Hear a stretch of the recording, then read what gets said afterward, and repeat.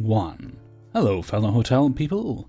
It's your friendly neighborhood auditor.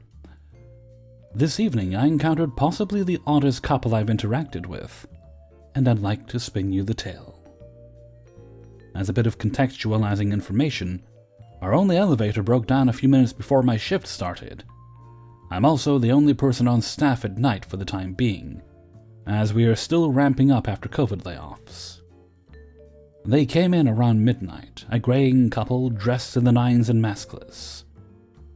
Their attire suggested they had been out somewhere for business. Check-in proceeded normally, if a bit slowly. We reopened a couple weeks ago, and the old reflexes haven't warmed up again yet. A few moments later, they returned to the desk, and I instantly recognized my mistake. I neglected to tell them the elevator is busted.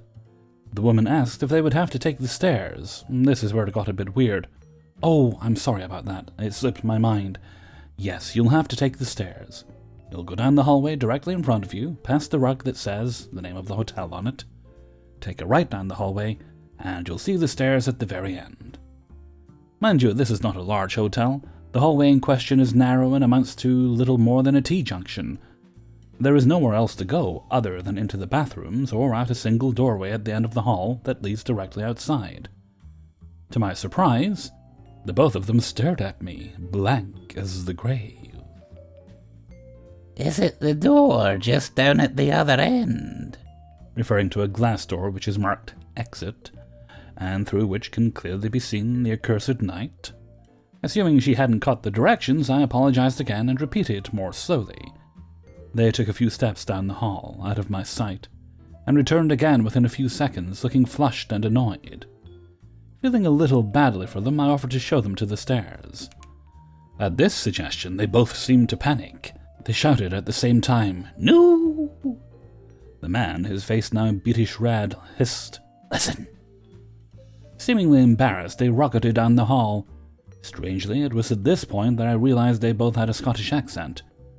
Nonplussed, I retreated to my office to engage in a little proactive voyeurism to ensure they were okay and able to find their destination. What I saw had me holding in genuine laughter. Imagine two cars circling around in the middle of a three-way intersection, seemingly unable to comprehend the idea of making a turn. It was like a cartoon. The woman returned to the glass exit door repeatedly, as if to ensure that it wasn't some kind of illusion.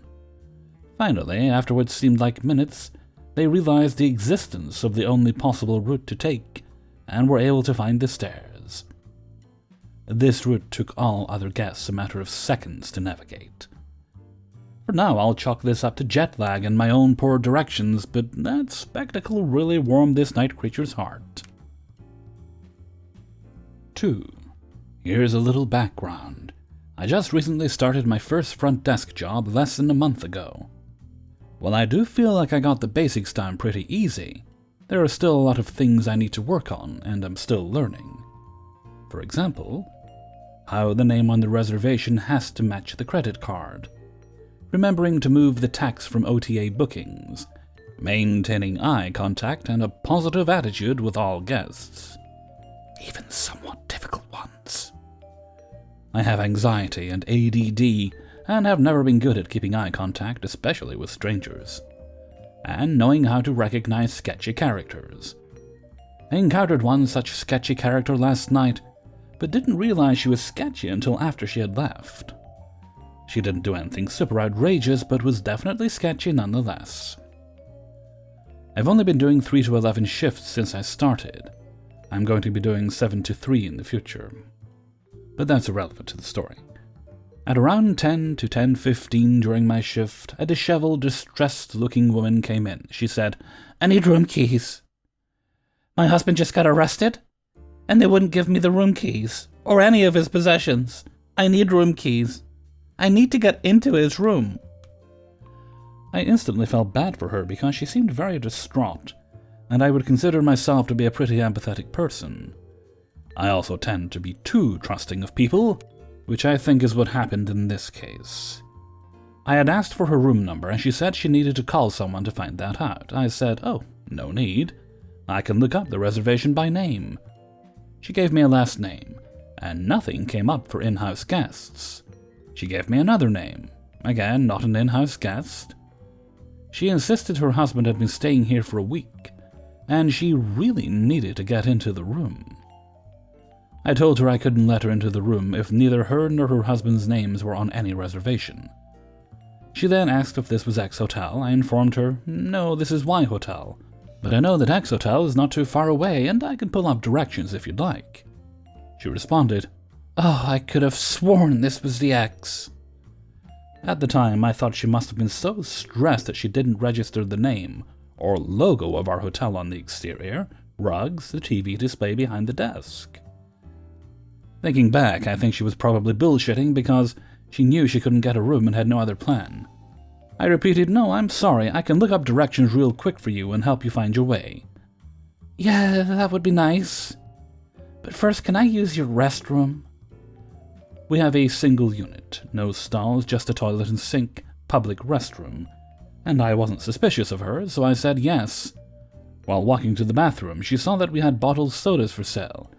She asked how much a Pepsi was. They're $2.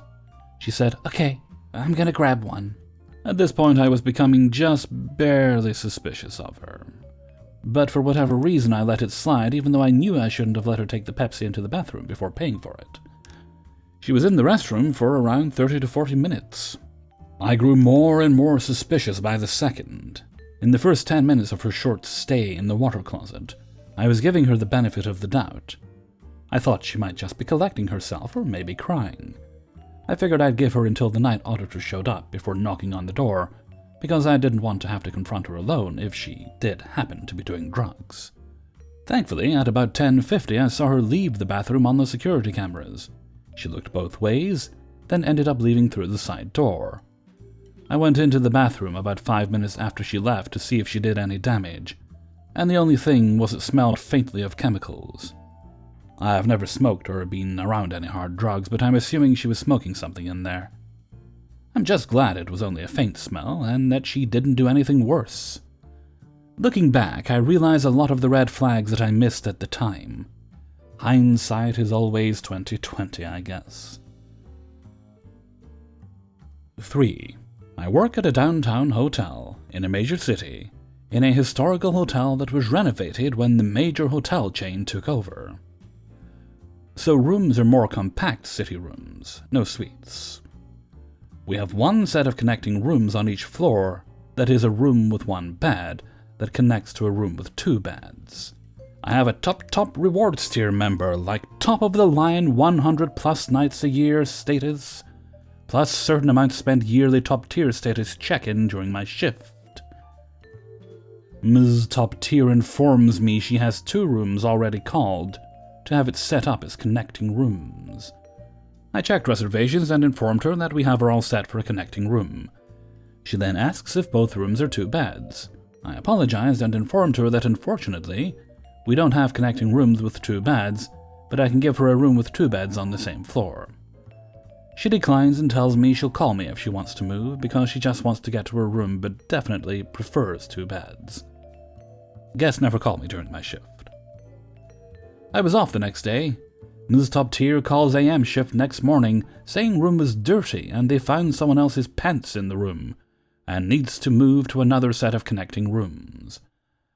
At no point did they let front desk know they wanted to change both rooms to 2 beds. Front desk and housekeeping prepare another set of connecting rooms for the guest. But guest was temporarily moved to different rooms because they did not want to be in the rooms they were in last night while they waited. Guest was compensated with points and comped night for one of the rooms. Managers inspected new set of adjoining rooms and left snacks in room for guest. Along the way, AM and PM had some miscommunication because PM thought the rooms on hold for Ms. Top Tier were pre-blocked, and it was a busy night. So when one half of the connecting room showed up as VR, it was given to another guest. By the time PM realized, they were panicking and trying to fix the issue. PM apologized and put them in the half of the connecting room with 1 bed, and another room on the same floor with 2 beds. Mrs. Top Tier was obviously upset because they were not connecting rooms, but did not inform PM that having 2 beds was more important than connecting. Ms. Top Tier expresses her issue with Audit that they needed 2 beds and that having 2 beds is more important at this point than connecting rooms because they have 2 people in each room. We were sold out on 2 beds by then. Audit offered to give them an additional room for the inconvenience because they needed 2 beds. Guest declined. On my day off, I was getting updates on the situation and was expected to talk to the guest and explain and fix the issue of them not having connecting rooms. I got to work for mid-shift prepared to talk to the guest and explain that we messed up on connecting rooms on our part. Guest does not contact front desk. We called room, no answer. About an hour before the end of my shift, Ms. Top Tier calls requesting towels be sent to both rooms. I tried asking how her stay was. She said it was fine, then finally let it out on me, saying, "You do know our rooms are still not both 2 beds or connecting, right?" I apologized and told her we had set up a different set of connecting rooms for her, and reminded her that we did not have 2 beds that connected with each other.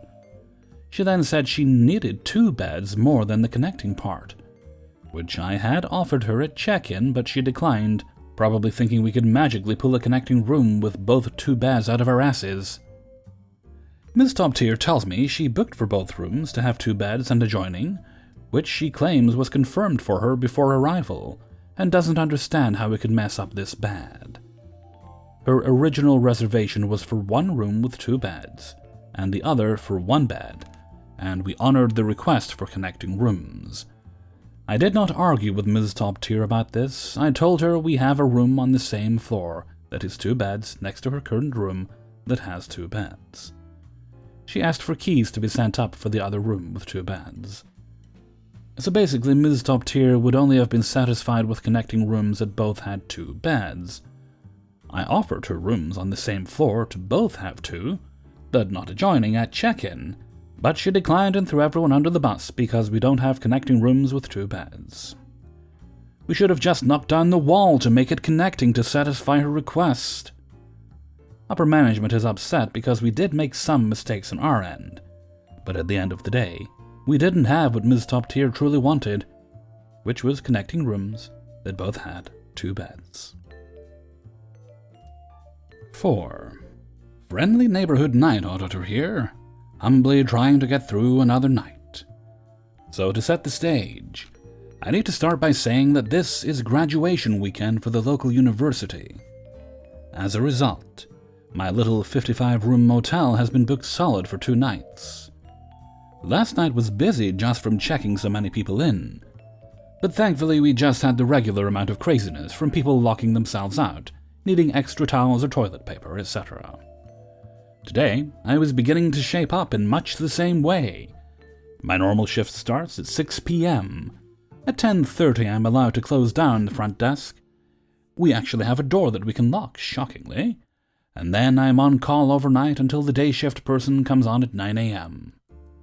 So while the shift is technically long, I'm usually only working for about 5 of those hours, with the occasional 10 to 15 minutes here and there checking walk-ins in the middle of the night.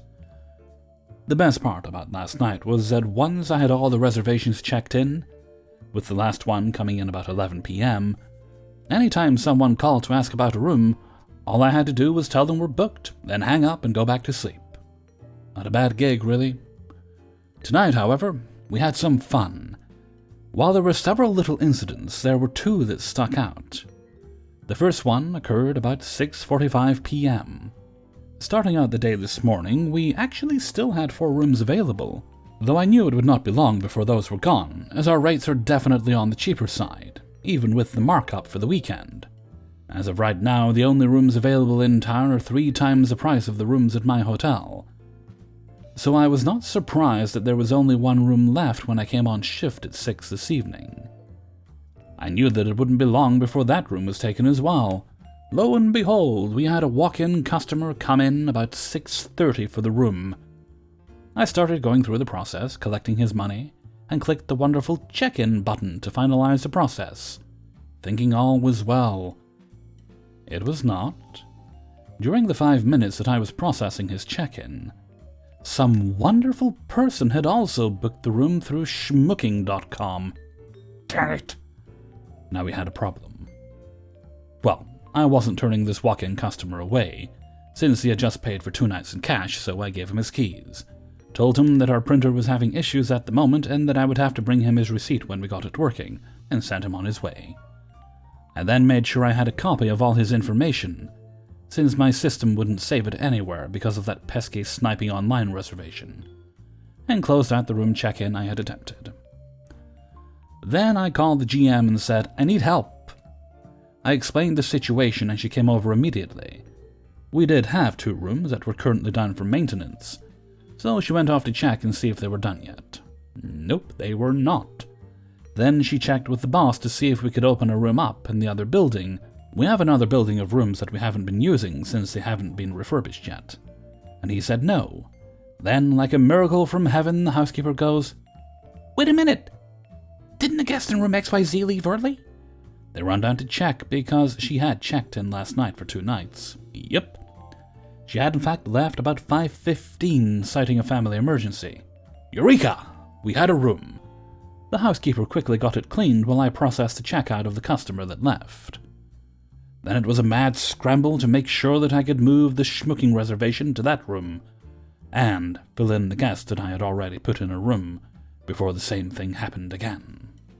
The whole thing took about 30 minutes from, oh crap, to yay! But we got it, and I was able to relax, thinking that the rest of the night should go fairly smoothly since all the other rooms now had reservations. And things did go smoothly for about 2 hours, until one reservation arrived to check in. They had booked the room for a week, with our weekly rate of $350 plus tax, which is roughly a 25% discount off the nightly rate for the same number of days.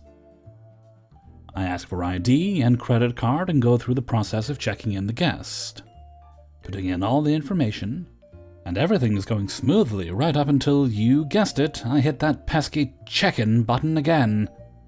The problem this time, you ask? His card was declined. It's usually not a big deal, though. The guest just gets another card or transfers some money, bing bang bam, run again, and we're good to go. This guest went the route of another card, handed it over, I swiped it and tried to process the check-in again. Declined again. I tell this to the customer and he starts to get mad. I don't understand. I know I have $300 in that card. That should be enough. I'm sorry, sir, the weekly rate is $350 plus tax. So the total for the room is $392. Do you have... When I called this morning, they told us it was $250. No, sir, our weekly rate is $350. No, they said $250 this morning. Perhaps you misheard this morning, sir, but I can promise you that our weekly rate is $350. No one would have given you a rate of $250. If you would like, I can split the payment between 2 cards. At this point, I could almost see steam coming out of this guy's ears. He told me to wait and went outside, I guess to talk to his wife about it. I double-checked with the GM, who would have been the person he talked to this morning, and she verified she had said $350 also. She is Indian, so I suspect the guest misheard her due to the accent. Still, given that the nightly rate for the same number of nights would be over $450, I was not going to discount his rate any more than the $350 weekly rate, and I definitely was not going to give him the $250 he was trying to get. About 5 minutes go by before he storms back up to the front desk, again demanding to get a room for only $250. When I started to tell him about the discount the weekly rate already gave over the nightly rate, he interrupted with a wonderful, "Just give me my cards and ID back. If you can't fucking do your job and give me the fucking room for the fucking $250 I was quoted, then fuck you." Since I had already set all his cards back upon the counter within his reach, he was able to grab them and storm out right after. I did make sure to follow up his wonderful comment with, "It's not my fault your dumbass can't listen," that he may or may not have heard as he was going out the door. When I replayed his behavior to the GM, she instructed me to put his name on the DNR list, which I did happily, as I also cancelled his reservation. And wouldn't you know it, within 15 minutes that room also had another reservation, care of schmooking.com. So we were still fully booked. And given what he wanted to pay and the nightly rate that we are currently charging because it is graduation weekend, that booking and the sniping reservation together made up the $250 that he would have paid us. So from that point of view, we lost no money on his temper tantrum. I'm still baffled that he thought he could get a weekly rate for less than $300 in this town, though as ours is the cheapest rate at $350. Oh well, all's well that ends well, and I'm now just sitting here waiting on the last reservation to check in, which should be in another 20 minutes or so. At least I didn't have to call the cops this time. Thanks for listening.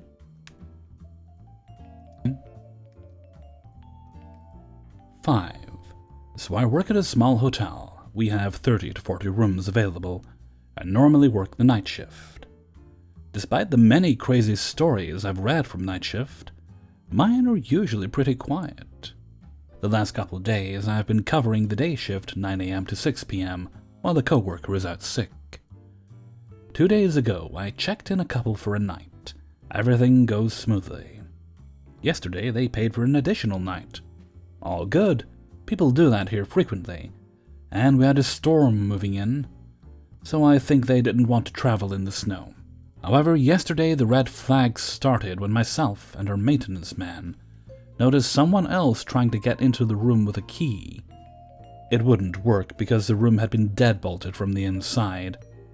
I didn't think anything of it, but our maintenance guy came in the office later and said he's seen at least 3 different people go in and out of the room, all different from the person whose name is on the room.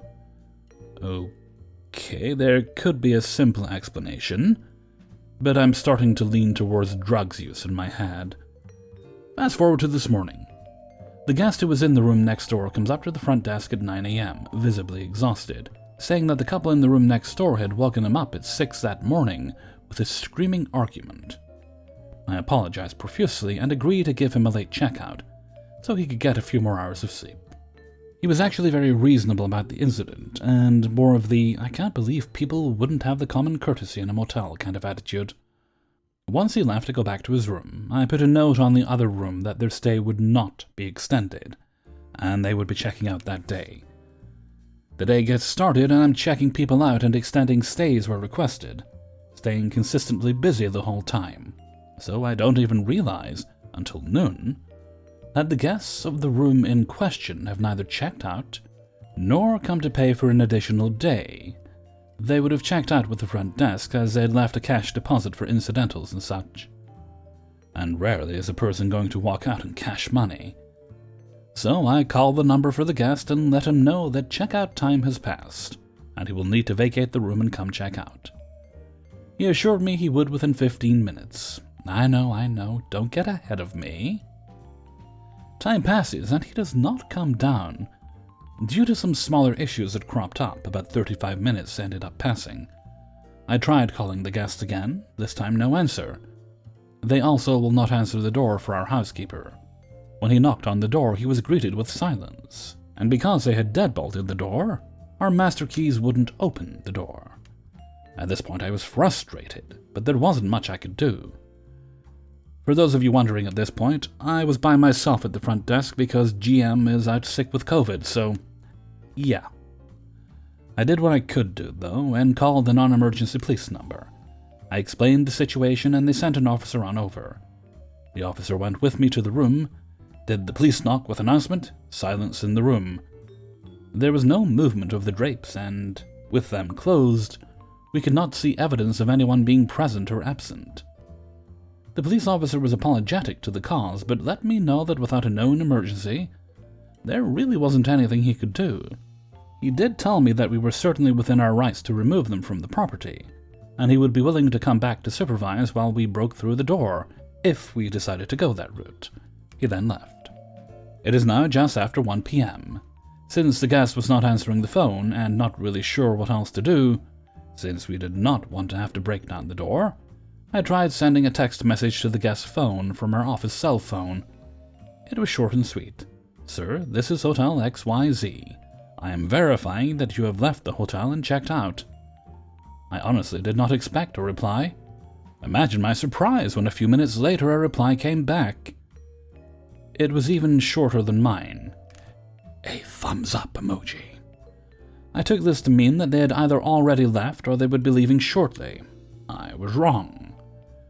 When helping another guest at approximately 4:30, I happened to see someone who was not one of the two people who had originally rented the room peek their head out of the room as if to check if the coast was clear. As soon as he saw me, he ducked back into the room. I was now very frustrated, but at least we had confirmation that they were still there. Not sure what to do, the maintenance man and I put our heads together. He said he had a crowbar and was willing to break in with the police here. So I sent the following text message. I just saw someone poke their head out of the room which you said had been vacated. You have 30 minutes to leave. If you're not gone, we will be calling the police back and breaking into the room. There was no immediate response. We contacted the police, but were told it would be a bit, since this was a non-emergency and they didn't have officers available at the moment. They would, however, dispatch one as soon as someone was available. Yay, small towns with small police forces. Anyway, maintenance man didn't want to try breaking in without the police there, so we had to wait. So much for an ultimatum, because they certainly did not leave by 5. Anyway, I was finally able to get a hold of our GM and briefly explain the situation to him, while apologizing for disturbing his rest and recovery. He was not in favor of breaking the door, because then you have to replace it, money, but he did give us an ingenious option. Provided there were no pregnant women or children in the room, of which there were neither, turn off the power to the room. Such a great idea, especially since at that time, it was 32F and dropping. So, maintenance man goes to do just that. At approximately the same time, a girl comes up to me at the desk, asking to extend the stay on her sister's room another night, cash in hand, and tells me the room number. Lo and behold, it's our troublemakers. I let her know that not only was I not doing that, but that we'd been trying to get rid of them all day and they would not answer the door. She said, "Well, that explains why they sent me up here with the money," and then heads back to pass along my message. That is about the time that the maintenance man cuts the power to the room. He then went to the room and yelled at them through the door, letting them know that the power would remain off until they left. And if they were still there when the police arrived, we would be pressing charges for trespassing. Wouldn't you know it? Suddenly the door opened and people started leaving. Just about that time I got a text message back from the registered guest saying, "I'm not in that room. I left those keys on the dresser." I responded very professionally, in my opinion, with, "You may have left and not be in the room, but with it in your name, you're responsible for everybody else that was in the room, all of whom refused to vacate. Your name has been placed on the do not rent list for the future." It still took about 45 minutes before everybody who was in the room finally got packed up and left, before the police arrived, dang it. While they left a definite mess in the room, I was just glad to finally get them out of there. It was not until the maintenance man had finally gotten into the room that he recognized some of the other people in the room, all of whom had been problem guests that had been removed on prior incidences, mostly due to drug use. They had apparently been trading around who would check into the room to hide that it was the same group. Well, based on the number we saw and the number of people the maintenance man recognized, they've hopefully run out of unknown people with IDs to check into the rooms. I'm ready to go back to my nice and quiet night shift, please. Hey everybody, Hellfreezer here, and thank you very much for listening to Coahw, episode 63. And thank you very much to everybody who allowed me to use their stories in this video. If you're done enjoying the video, then you can check out by hitting the like button, and leave a comment if you'd like to see more videos of this or a similar nature, then please do subscribe to the channel, because that makes me very, very happy. Right, I'm off to edit now, and I think I might put What We Do in the Shadows on in the background while I'm editing. I need noise while editing, otherwise I hyper-focus on everything. And if I do that, then things take way longer than they really should to get done. So, it's all part of my process. So until next time, thank you very much for listening, and take very good care of yourself.